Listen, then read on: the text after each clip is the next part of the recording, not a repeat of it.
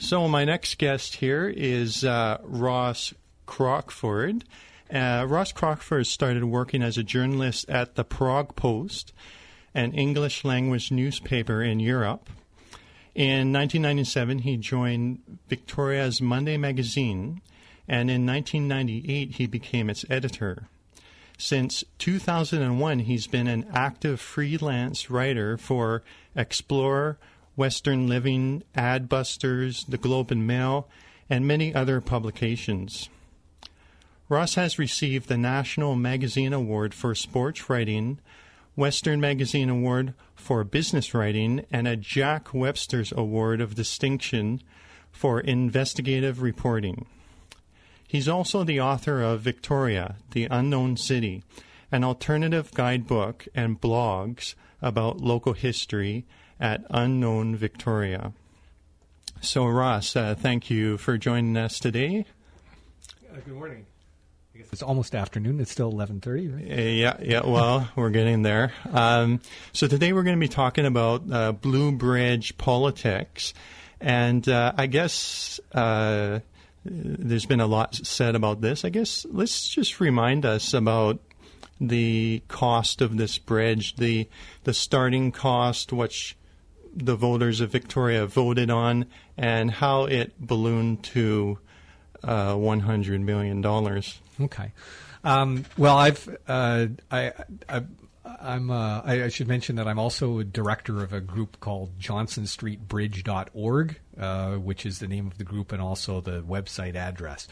And that was a group that started back when this project started, or not soon after the project started, back in 2009. And that we became sort of the watchdog organization and continue to keep close tabs on this project. So back in early 2009, you had sort of a coincidence of a number of factors. A report had already been commissioned to sort of assess the situation with the old Blue Bridge, right? What kind of shape it was in and what kind of work it would need. And the city had not officially received that report yet. And before the official report was presented early in 2009, there were a bunch of things that happened. We had for example, the new mayor, Dean Fortin, was elected in the 2008 election, right? And he was a previous city council for 2 terms, I believe. And so we had a new mayor who was sort of interested in making a mark on the city. And his predecessor, Alan Lowe, was a bit of a didn't really spend a lot of money on large infrastructure projects. So there had been this sort of accumulated, things had been allowed to kind of languish a bit. So you had a new mayor. Sorry, I've got the cold that's going around. So you had a new mayor. You had the financial crisis, financial meltdown, and what that meant. What happened was that there was this Stephen Harper, probably for the only time in his entire political career, suddenly wanted to throw money at government projects. And so there was a lot of talk of stimulus, that there was going to be money available for, big new projects. You also had the fact that the city of Victoria had just retired a bunch of its debt. So it had the capacity, it had a fair bit of financial leeway to do a bunch of different things. And there was, at a very early meeting in January of 2009, the financial department actually said to the new Mayor Fortin and his council, and he also had another advantage he had, was that he had an overwhelming sort of majority of support on council. It was effectively the only sort of opposition was Councillor Jeff Young. So we had very strong support in council, and the finance department early in 2009 said, you're in great shape. All of this debt, 20-year debt that that we took on years ago to do the police station and a bunch of other things, is all now being retired. So you're in a position to take on some major project, and you have to think about what it is you want to do. So you had this sort of confluence of forces in 2009, and then suddenly there was this presentation by the city engineers and by Delcan, the company to assess the old bridge, that said, well, the old bridge is in pretty bad shape, and so you've got a choice. You can either repair it or you can replace it. And the replacement cost that was cited at that time was $35 to $40 million.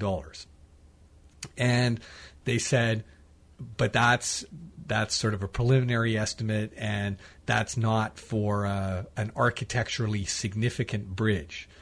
But very quickly, and this is part of the reason why I wrote about it and why this group sort of got interested in it, was lots of strange things started to happen. And it was partly because of the time pressure of this government stimulus program. The government stimulus program, it was a federal provincial stimulus program, was that the federal government and the provincial governments would together put in 2/3 of the cost. So it was very attractive to municipal governments to say, well, now we have to do these huge projects, because if we can get 2/3 of it paid for by these other levels of government, then we can check these things off our list. So they suddenly decided, okay, the bridge is the thing that we're going to go after. And this was a complete surprise. Like, it wasn't on anyone's radar, really, that this was something that they had to do immediately. It suddenly went to the very top of the list of what they were going to pursue in the stimulus program was the Johnson Street Bridge. So they made a lot of very quick decisions, and one was to hire this company called Triple M Group to be the so-called owner's engineer and to represent the city. And part of the reason why they hired them was because Triple M Group had this connection to this English boutique architecture firm called Wilkinson Eyre that had designed a bunch of these unusual mostly pedestrian bridges in England. So they quickly got those people on board. They started throwing around all of these various designs. There was sort of this decision made that, it has to be a very distinctive, iconic, unusual bridge. And so they had all of this lined up so they could, really impress the federal government and the provincial government to get this stimulus money. And then they were turned down for it because the requirement was the project had to be finished by 2011. And nobody believed that you could build a bridge in, at that time it was 2 years, right? So then it looked like the whole project was kind of stalled out. And then, very quickly, the federal government said, we're going to give you $21 million anyway, through a different program, because we think this is interesting. And so that's a deadline of not till March 2016.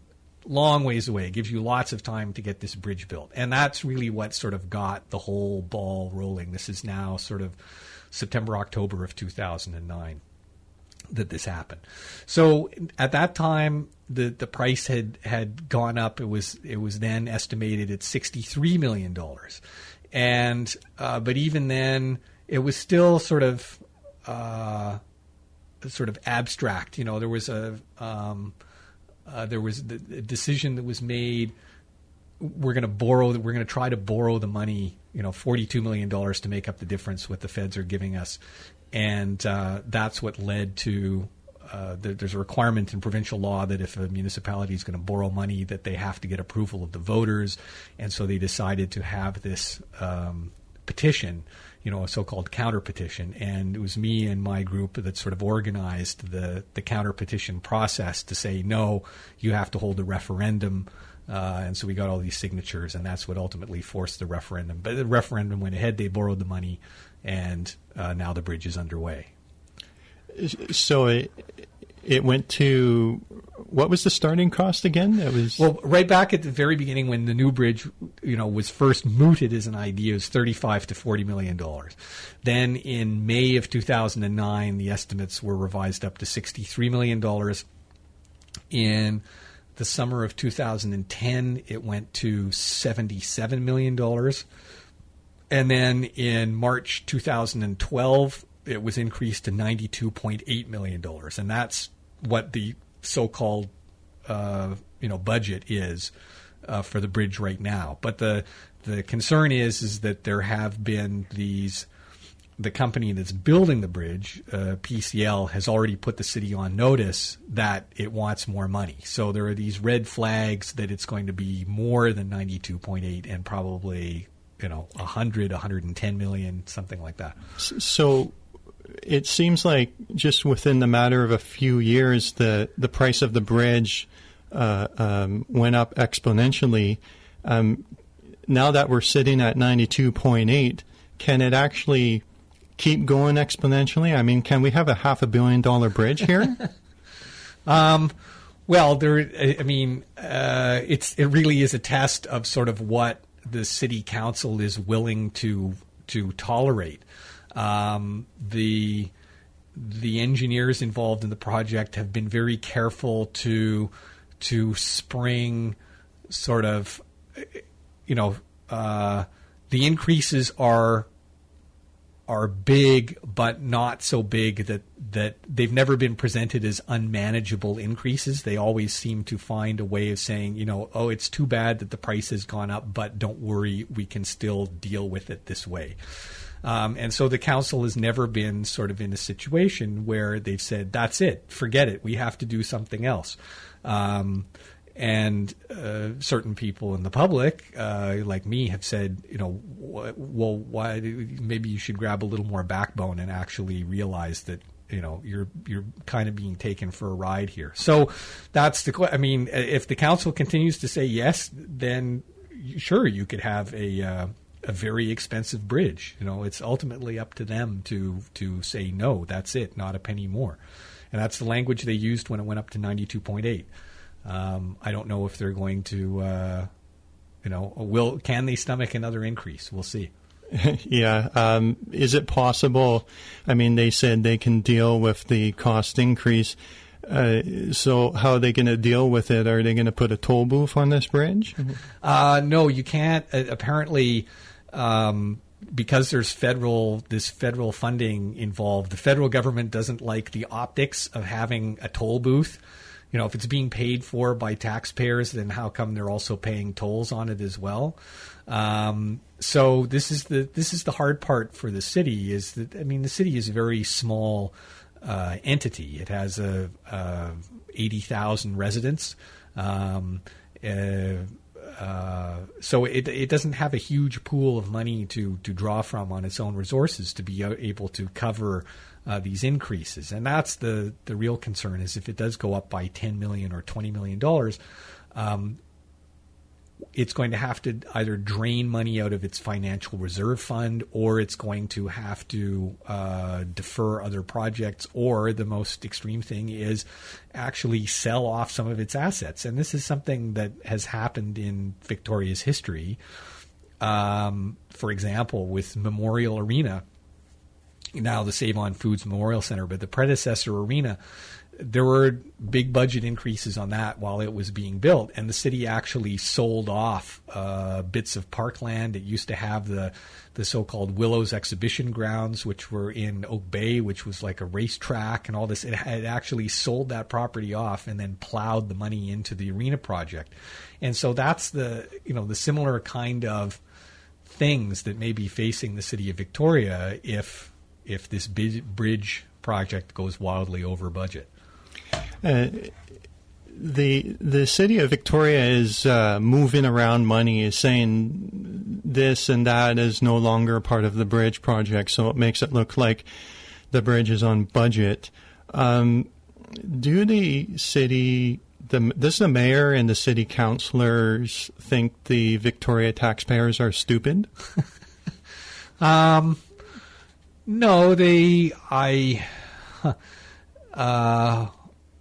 well, I don't. What do they think? I think they also approve these things partly to tell themselves that that they've managed it successfully. It's very difficult to get any kind of politician under any circumstances to admit that they made a mistake. Unless they're confronted with some kind of overwhelming evidence, even if they're defeated at the polls, they're reluctant to admit that they made errors. So I think there are, it's just psychologically, I think it's understandable that they're trying to tell themselves that the project is continuing to remain on budget. I mean, one of the sort of questions we have to watch for example, is that there's an entire park that has been created or that is being created, which is south of the bridge itself. This is all of the lands that are around the so-called S-curve that's now just been destroyed or it now is being paved over. That's all being turned into a park. But that's a completely separate budget item from the bridge itself. And how much that's going to cost and how that's going to be paid for is not entirely clear. But the rhetoric of the mayor and the councillors is that, or most of the councillors, is that the budget is still at $92.8 million. It hasn't gone up because they haven't approved any kind of increase yet, but that's also because the city staff has not presented them with a demand to increase the budget. But what our group is saying and other groups are saying is that the red flags are there that the budget increase is coming. It's just going to come after the election. What councillors did not vote for this bridge? Well, there was sort of the key votes in the history of this particular council in March of 2012, when they were presented with the increase to $92.8 million. That the company said, we need more money. This bridge is going to cost more than we anticipated. There were all sorts of unaccounted for costs. The councillors that voted against that increase were Lisa Helps, Ben Isaac, and Jeff Young. And then there was another vote in late, was it 2013, I guess? 2012, sorry, to sort of approve the deal with PCL, which is a construction company, to build the bridge, and that was opposed by Lisa Helps and Ben Isaac, principally because they didn't think that there was enough money allocated in the so-called contingency fund, that it was when you build any of these large capital projects, you usually have a reserve fund of 10-15% of the budget to be able to cover these sort of unforeseen circumstances. And in the deal that was presented to them at the time, the contingency was only about 4%. And Helps and Isaac said, well, that's not enough, and so we're not going to approve this deal. But the rest of the council did go along with it. Something to think about when voting. So we got a bit of time left. I wanted to ask you about this court case that's coming up that Dean Fortin keeps saying we're going to resolve it in court about the PCL price increase. Is this court case basically there to kind of delay a decision until after the elections? Well, there's nothing has gone to court yet. The most recent announcement was that a lawyer has been hired from Vancouver, who's being paid about $600 an hour to mediate sort of the disagreement between PCL and the city and Triple M Group, which is the so-called owner's engineer I mentioned back at the beginning, that is sort of essentially in charge of designing the bridge. And all of these parties have criticized and sort of made claims against each other effectively. PCL has said we need more time and more money because the design of the bridge isn't finished, and their contract is with the city, so they've gone to the city, or they're claiming against the city, and the city is saying, yeah, but we're not responsible for the design. That's Triple M Group, and so, but Triple M Group is saying, yeah, but we also need more money because there are all sorts of additional things that the city requested that weren't part of our original deal. So all of these, everyone's got claims against each other. So it's an extremely complicated process.